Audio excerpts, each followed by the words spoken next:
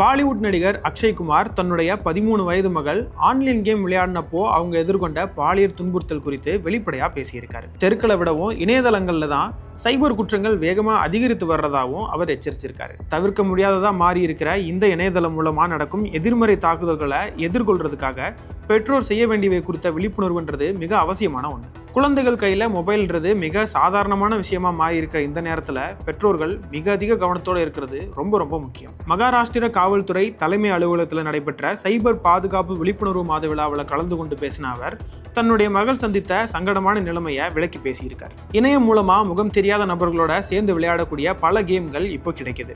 அப்படி ஒரு கேமை அக்ஷய் குமாரோட மகள் விளையாடும் போது அதுல முகம் தெரியாத ஒருவரோட நட்பை ஏற்படுத்தியிருக்காங்க. அப்படி அவரோட சேர்ந்து விளையாடும் போது 2 பேரும் தோழமையுடன் தகவல்களை பகிர்ந்திருக்காங்க. முதல்ல நல்லா விளையாடுனீங்க, அருமை, நன்றின்னு ரொம்ப நல்ல மனிதராகவே காட்டிக்கிட்ட அந்த நபர் சில நாட்களுக்கு பின்னாடி நீங்க ஆனா பொண்ணான்னு கேட்டிருக்காரு. இவங்க பெண்ணு பதிலளிச்சதுக்கு அப்புறமா அவருடைய பேச்சே மாறி இருக்கு. அடையாளம் தெரியாத அந்த நபர் தன்னோட மகள் கிட்ட அந்தரங்க புகைப்படங்களை தனக்கு அனுப்ப சொல்லி கேட்டதா அக்ஷய்குமார் சொல்லியிருக்காரு. உடனே அவரோட மகள் அந்த ஆன்லைன் கேம்ல இருந்து வெளியேறி உடனடியா தன்னோட அம்மா கிட்ட நடந்த விஷயங்களை பத்தி தகவல் சொல்லியிருக்காங்க. தனக்கு என்ன நேர்ந்தது அப்படின்னு உடனடியா பெற்றோரிடம் சொல்றதுக்கு நல்ல வேளை அவங்க தயங்கலன்னு அக்ஷய்குமார் சொல்லியிருக்காரு. அவருடைய இந்த பேச்சு பல பெற்றோர்களிடம் தங்கள் குழந்தைகளோட ஆன்லைன் செயல்பாடுகள் குறித்தும் அவங்களோட பாதுகாப்பு குறித்தும் எவ்வளவு கவனமா இருக்கணும்ன்ற விழிப்புணர்வை ஏற்படுத்தி இருக்கு. குழந்தைகளோட ஆன்லைன் பாதுகாப்பு குறித்து பெற்றோர் என்னென்ன முயற்சிகளையும் விழிப்புணர்வுகளையும் பெறணும். முதல்ல அடிப்படையா குழந்தைகள் என்ன நடந்தாலும் நம்ம பெற்றோரிடம் முதல்ல சொல்லணும் அப்படின்ற மனநிலைக்கு வரணும். பெற்றோர் நம்மளை புரிஞ்சுக்குவாங்க, நம்மளுக்கு பாதுகாப்பா இருப்பாங்கன்ற நம்பிக்கையை பெற்றோர் தான் குழந்தைகளுக்கு தரணும். பெற்றோர்கள் சைபர் குற்றங்கள் குறித்து தெரிஞ்சுக்கிறதோட பிள்ளைகளுக்கும் அது குறித்து தெரியப்படுத்தி பாதுகாப்பா இருக்க அறிவுறுத்தணும். ஆன்லைன் விளையாட்டுகளின் போது என்ன நடந்தாலும் அதை பெற்றோர்களிடம் சொல்லணும்னு அழுத்தமா அறிவுறுத்தணும். பிள்ளைகளோட ஆன்லைன் செயல்பாடுகளை